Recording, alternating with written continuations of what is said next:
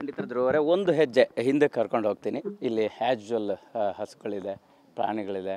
So ನೀವು ಕೂಡ ಸಾಕಷ್ಟು ಸಂದರ್ಭದಲ್ಲಿ ಪ್ರಾಣಿಗಳ ಬಗ್ಗೆ ಮಾತನಾಡ್ತಾ ಇರ್ತೀರಿ. ಸೊ ಹಸುಗಳು, ಗೋವುಗಳ ಬಗ್ಗೆ ಮಾತನಾಡ್ತಾ ಇರ್ತೀರಿ. ಹೇಗೆ ನಿಮಗೆ ಈ ಇಡೀ ಎನ್ವಿರಾನ್ಮೆಂಟಲ್ಲಿ ಇವತ್ತು ಸಂಕ್ರಾಂತಿ ಹಬ್ಬ, ಹಸುಗಳು, ಗೋವುಗಳು ಎಲ್ಲದ್ರ ಬಗ್ಗೆ ಮಾತಾಡೋದು? ಇವ್ರ ಹೆಸರು ಲವಕುಶ ಅಂತ, ಅವ್ರ ಹೆಸರು ರಾಮಲಕ್ಷ್ಮಣ ಅಂತ. ಇನ್ನೊಬ್ಬರು ಆ ಕಡೆ ಇನ್ನೊಂದು ಕಪ್ಪಲ್ಲಿದೆ, ಅಂದರೆ ಹೋಗೆ ಬಾರೆ ಅಂತ ಇಟ್ಟಿದ್ದೀನಿ ಹೆಸರು. ಮತ್ತು ನಮ್ಮ ಕುಂಬಳಗೂಡು ತೋಟದಲ್ಲಿ ಧ್ರುವಾಚಿರು ಅಂತ ಒಂದು ಸ್ವಲ್ಪ ವಯಸ್ಸಾಗಿತ್ತು, ಅದಕ್ಕೆ ಇಲ್ಲಿ ಕರ್ಕೊಂಬಂದಿಲ್ಲ. ಸೊ ಇಷ್ಟು ಬ್ರೋ. ಎಸ್, ಎರಡು ವಿಚಾರ. ಅದೇ ಒಂದು, ನೀವು ಸಾಕಿರೋಂಥ ಪ್ರಾಣಿಗಳಿಗೆ ಅಂದರೆ ನೆನಪಿರಬೇಕು ಅಂತ ಧ್ರುವಾಚಿರು ಅಂತ ನನ್ನ ನೆನಪು ಅಲ್ಲೂ ಮಾಡ್ಕೊಳ್ತಾರೆ ಅಂಥದ್ದು.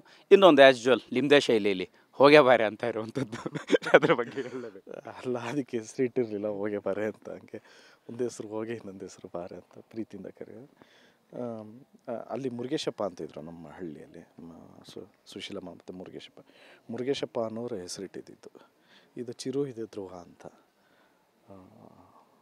ಸೊ ಅದು ಹಂಗೆ ಕಂಟಿನ್ಯೂ ಆಗಿದೆ ಹೆಸರು. ಅದು ಯಾವುದು ಅಂತ ಇಲ್ಲಿದೆಯಾ? ಇಲ್ಲ, ಇನ್ನೊಂದು ತೋಟದಲ್ಲಿದೆ. ಎಸ್, ಇದೆಲ್ಲದರ ಜೊತೆಗೆ ಇದೇ ಬ್ಯಾಕ್ಗ್ರೌಂಡಲ್ಲಿ ಒಂದು ಸಹಜವಾದ ಪ್ರಶ್ನೆ ಬರುತ್ತೆ. ಅಂದರೆ ನಿನ್ನೆ ಒಂದು ಚಾಮರಾಜಪೇಟೆಯಲ್ಲಿ ಒಂದು ಘಟನೆ ನಡೆದಿರುವಂಥದ್ದು. ಸೊ ಹಸುಗಳ ಕಿಚ್ಚಲನ್ನು ಕೊಯ್ದಿರುವಂಥದ್ದು. ಯಾಕೆಂತಂದರೆ ನೀವು ಗೋಪೂಜೆ ಮಾಡಿದ್ರಿ, ಮಾಡಿ ಸಿನಿಮಾದ ಬೆಳ್ಳಂಬೆಳಗ್ಗೆ ನಿಮ್ಮ ಮನೆ ಮುಂದೆ ಒಂದು ಗೋ ಬಂತು, ಪೂಜೆ ಮಾಡಿ ಸಿನಿಮಾಗೆ ಹೋಗಿದ್ದಂಥದ್ದು ನನಗೂ ನೆನಪಿದೆ. ಹಾಗಾಗಿ ಕೇಳ್ತಾ ಇದ್ದೀನಿ, ಗೋವುಗಳ ಪ್ರೀತಿ, ಈ ರೀತಿ ಘಟನೆನ, ಹಸುಗಳ ಕೆಚ್ಚಲನ್ನು ಕೊಯ್ದಿರುವಂಥದ್ದು, ಕಟ್ ಮಾಡಿರುವಂತಹ ಘಟನೆ ನಡೆದಿದೆ. ಅದಿನ್ನೂ ತನಿಖೆ ಹಂತದಲ್ಲಿದೆ.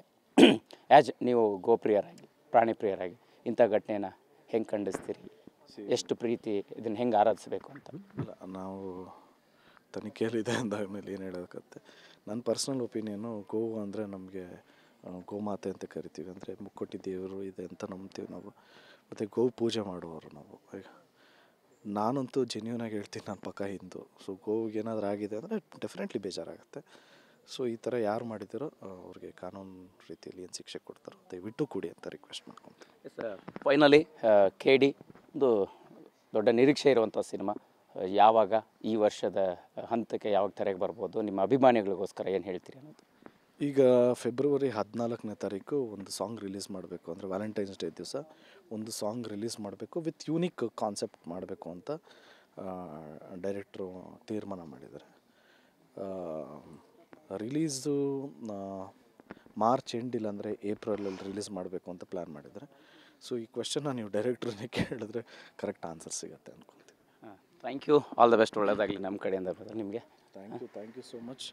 ದಯವಿಟ್ಟು ಎಲ್ಲ ವೀಕ್ಷಕರು ಎಲ್ಲ ಸಿನಿಮಾಗೂ ಎಂಕರೇಜ್ ಮಾಡಿ, ಆಶೀರ್ವಾದ ಮಾಡಿ ಅಂತ ರಿಕ್ವೆಸ್ಟ್ ಮಾಡ್ತಾ, ಮತ್ತೊಮ್ಮೆ ಎಲ್ರಿಗೂ ಸಂಕ್ರಾಂತಿ ಹಬ್ಬದ ಶುಭಾಶಯಗಳು. ಜಯ ಆಂಜನೇಯ. Thank you sir. ಇದಿಷ್ಟು ಆ್ಯಕ್ಷನ್ ಪ್ರಿನ್ಸ್ ಧ್ರುವ ಸರ್ಜಾ ಅವರ ಮಾತಾಗಿರ್ತಕ್ಕಂಥದ್ದು ಸಂಕ್ರಾಂತಿ ಸಂಭ್ರಮದಲ್ಲಿ KD ಬಗ್ಗೆ TV9 ಜೊತೆ ಮಾತಾಡಿರುವಂಥದ್ದು. ಕ್ಯಾಮ್ರಾ ಪರ್ಸನ್ ಗಣೇಶ್ ಪ್ರಸಾದ್ ಜೊತೆ ಮಾಲ್ತೇಶ್ ಜಗ್ಗಿನ್, TV9 ಬೆಂಗಳೂರು.